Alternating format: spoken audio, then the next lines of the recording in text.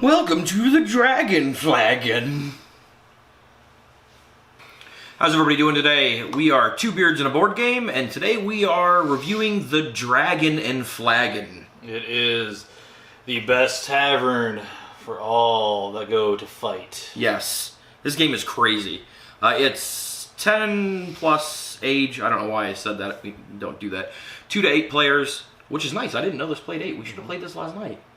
Probably should have. Okay, and it says 60 minutes, which is probably right. I would say, yeah, your first go around, definitely there's a lot of to learn. There's a pretty decent learning curve, but once you're familiar with the game, you can definitely get this in an hour. Yes. So before we go into this, I'm going to say the stuff that I didn't like about it. I will say that I was almost turned off from this game based on the box art.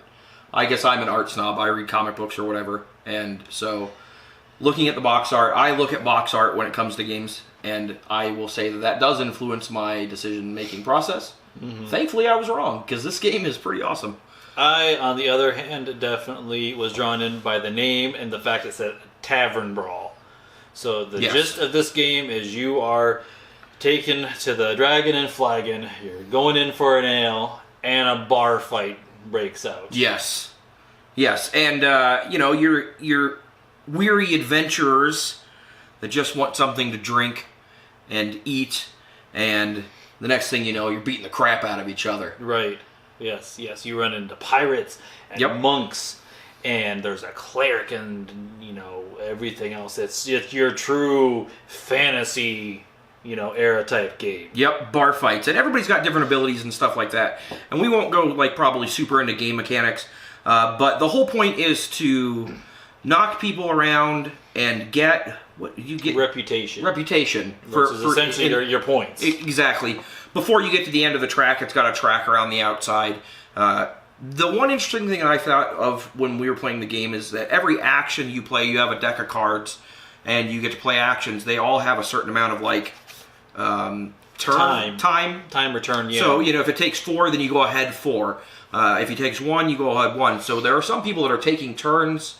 You know, maybe a couple turns in a row. If I played a really long action and Charlie played 2 small actions, right, then I'm going to get 2 turns before he gets his turn. Mm-hmm. There's definitely a lot of strategy in this game, and I really like that aspect of it. So each player has their own little, like a player board. Yeah. And you have a card track that you work your way through. So you play a card down, and once it comes to your turn, you reveal your card, and then you do the action. Yes. So the complex thing with this is when each person, if there is a stack of people that are ready to go, that order is randomly determined. Yes. So as you're trying to play ahead, you have to try to dodge this randomness, where I was in a situation where I had a perfect push on a table to hit 2 people, mm-hmm. and they both moved. And so I pushed the table into nothing.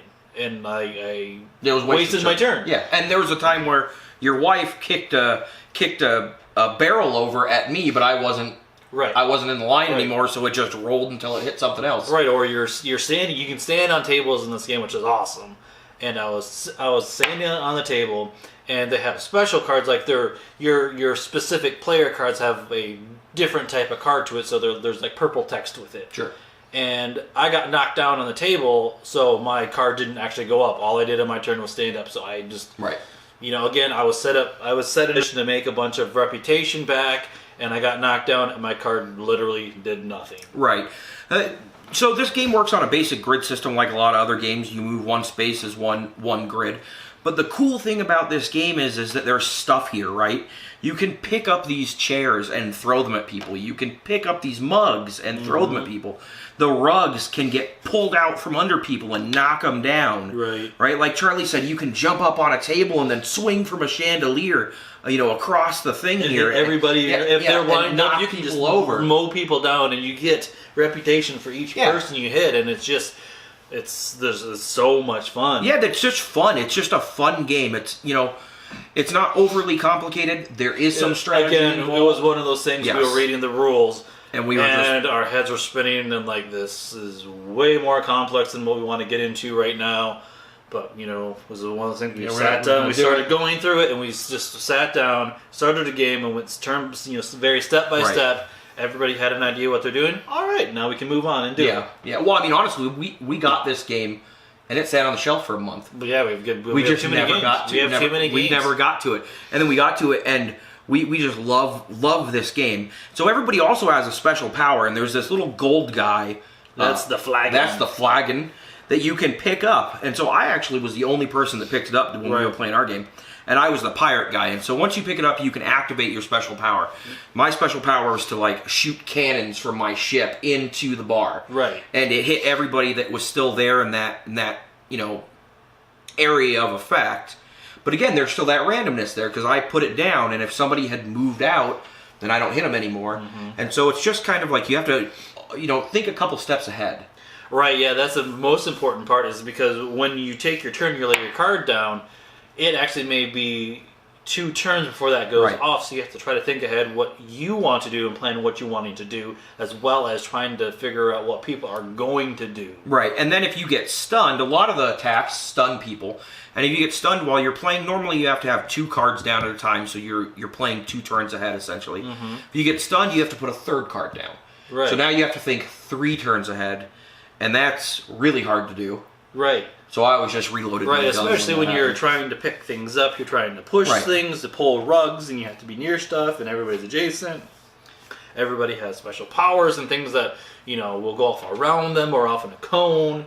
And so you have to move and still try to plan on when you're going to attack people. Because if you sit there and just, I'm moving to get in position, you're not going to do anything to the game. And then you have to take an action to pick something up even. So it takes... You have to move, you have to pick something up, and then you have an action of throwing it. So you have 3 turns to try to plan out just to do that. To do that, right. And you know what? One of the things about this game is I think it's a little bit older of a game than games we normally review.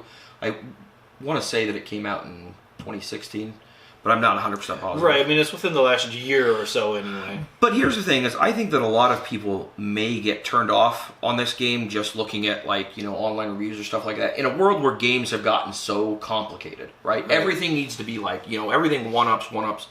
This game is just fun. Yes. Right? It's just fun. Yes.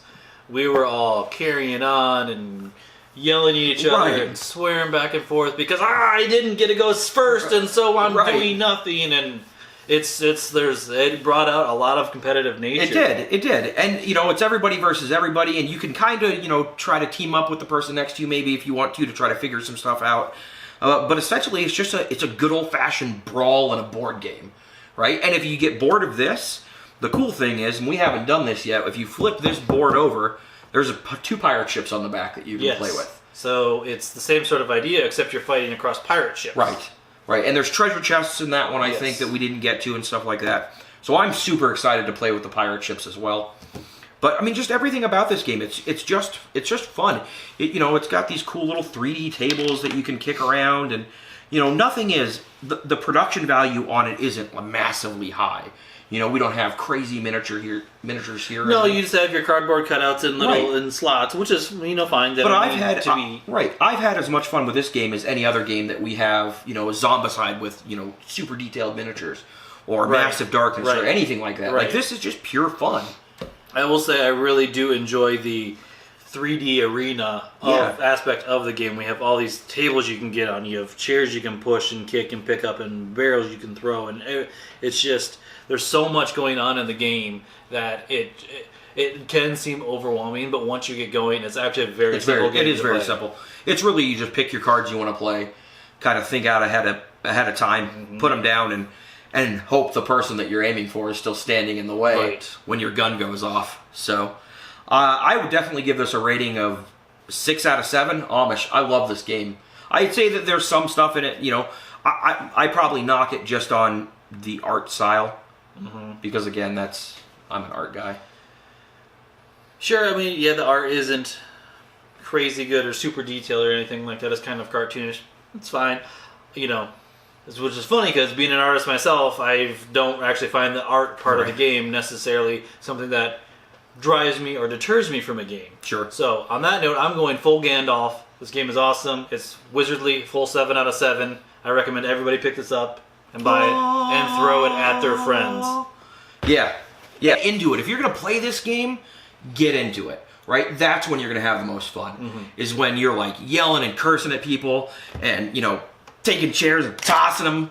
You know, you want to get into it and have fun with it. That's the kind of game this is. You know, it's not a game that takes itself too seriously. We'd love to hear your comments. We appreciate you watching the video. Go ahead and hit that like button and subscribe button, and we'll check you guys later. Cheers. So upon further investigation, I just asked my wife what this little plate of cookies token is for. And she says that when they were developing the game, they used a little plate of cookies from a dollhouse, I think she said, to play with her kids. To make it more kid-friendly, so you're not in a tavern drinking beer. Right, you're in a restaurant, and you're looking for the cookies. Right, so there you go. So you want to play this with your kids? Just switch out the beer for cookies, and you are good to go.